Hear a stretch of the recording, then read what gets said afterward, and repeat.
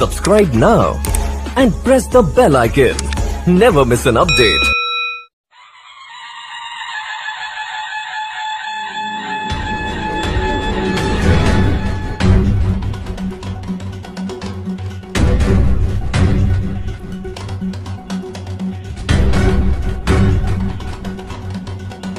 मराठी भाषेला अभिजात भाषेचा दर्जा मिळाल्यानंतर आपल्या सगळ्यांची जबाबदारी फार वाढली आहे। गेल्या 200 वर्षाचा जर इतिहास पाहिला तुम्ही तर सनदी सेवेमधल्या सरकारी सेवेमधल्या लोकांनी प्रचंड वाङ्मय निर्माण केलं आहे। अगदी पु ल देशपांडे आकाशवाणीवर कार्यरत जरी असले तरी एवढं मोठं महाराष्ट्राचं लाडकं व्यक्तिमत्व साहित्यामुळे निर्माण झालं। सेतुमाधवराव पगडी असो किंवा वपू काळे असो किंवा आजकालच्या काळामधले मराठी साहित्य संमेलनाचे अध्यक्ष राहिलेले मारुती चित्तमपल्ली असो, लक्ष्मीकांत देशमुख असो, भारत सासणे असो, अशा अनेक लोकांनी प्रचंड साहित्य निर्माण केलं आहे। मराठी भाषा चांगली करायची आणि मोठी करायची असेल तर मला वाटते सगळ्यांनी हातभार लावला पाहिजे आणि याचा भाग म्हणून आपण सरकारी अधिकाऱ्यांचं पहिलं साहित्य संमेलन राज्यस्तरीय आज भरवलं आहे। याच्यामुळे हजारो कर्मचाऱ्यांना अधिकाऱ्यांना स्फूर्ती मिळाली आहे। महाराष्ट्रातल्या कानाकोपऱ्यात आपल्या माध्यमातून ही बातमी जेव्हा पसरली तेव्हा हजारो कर्मचाऱ्यांनी अक्षरशः आम्हाला मेसेज पाठवले की आम्हाला पण त्यात सामील करून घ्या। मराठी कविता असो, कथासंग्रह असो, कादंबऱ्या लेखन असो, आमचे पानिपतकार कादंबरी लिहित आहेत। बरेच लोक असे आहेत की जे साहित्यामध्ये निर्मिती तर करत आहेत आणि त्याचं मुख्य कारण आहे की सरकारमध्ये जो अनुभव येतो तो सामान्य माणसाला तेवढा अनुभव येऊ शकत नाही।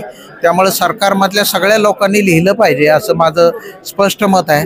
उद्याच्या भाषणामध्ये पण मी याच्यावर भर देणार आहे की रेस्ट हाऊसच्या खानसामापासून तर प्रशासनातल्या अत्युच्च पदापर्यंत सगळ्यांनी लिहितं झालं तर मग आपल्याला नव्या पिढीशी जोडता येईल आणि आपली मराठी भाषा अधिक समृद्ध होईल। यासाठी हा सगळा अट्टाहास सुरू आहे। माझ्या या संमेलनाला मनापासून शुभेच्छा आहे। सर, तुम्ही राज्यामध्ये अनेक मोठ्या मोठ्या पदांवर काम केलेले आहे। सामान्य नागरिकासाठी ही जी शासनाची जी भाषा असते, जी लिपी असते किंवा ती कोड असतात, त्याचे जे शब्द असतात ते सामान्य नागरिकाला समजत नाही।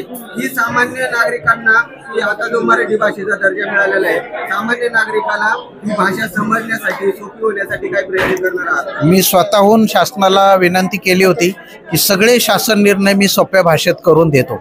ज्या अर्थी लिहिलं आहे त्या अर्थी त्याचा अर्थ काय होतो कोणाला कळत नाही, असा काळ असता कामा नये। म्हणजे मराठीतला GR वाचायला नव्या कॉन्व्हेंटच्या मुलाला जर वकिलाचा आधार घ्यावा लागत असेल तर फार चिंताजनक गोष्ट आहे। आपण जसं ऑक्सफर्ड डिक्शनरी दरवर्षी 15-20 शब्द नव्याने आपल्या भाषेमध्ये समाविष्ट करून घेतं, किती साधी पद्धत आहे। 20,000 लोकांनी जी भाषा बोलली तो शब्द ऑक्सफर्ड डिक्शनरीत येतो। आम्ही मराठीमध्ये कशाला बोजड शब्द घेऊन बसलो आहोत ते मला काही कळत नाही। त्यामुळे कायद्याची भाषा, GRची भाषा हे सगळं सोपं झालं पाहिजे। त्याच्यासाठी आम्ही स्वतःहून पुढाकार घ्यायला तयार आहोत। छत्रपती न्यूज 24 शी संवाद साधल्याबद्दल साहेब आपले खूप खूप अभिनंदन। धन्यवाद।